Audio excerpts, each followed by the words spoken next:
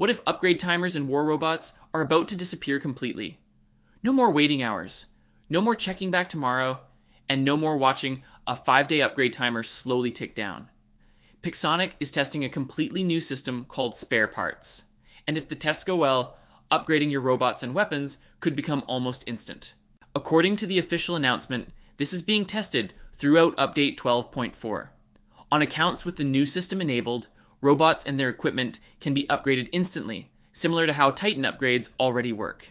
Instead of waiting for an upgrade timer to finish, you'll need a new resource called spare parts, along with the usual silver cost. So where do these spare parts come from? Your workshop gets a dedicated production slot for them. The current test setup produces 1,500 spare parts per day. You can collect them in batches, but there's an important catch.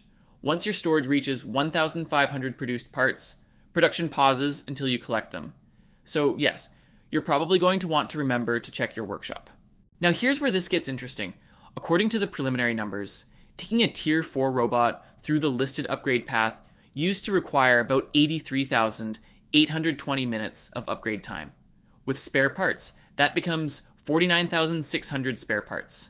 At 1,500 parts per day, that's roughly 33 days of production. That's still a significant wait for a full max out. But compared with the old timer system, the total time is dramatically lower, and weapons get a similar treatment. Personally, I think the biggest improvement here isn't even the total time saved. It's the convenience.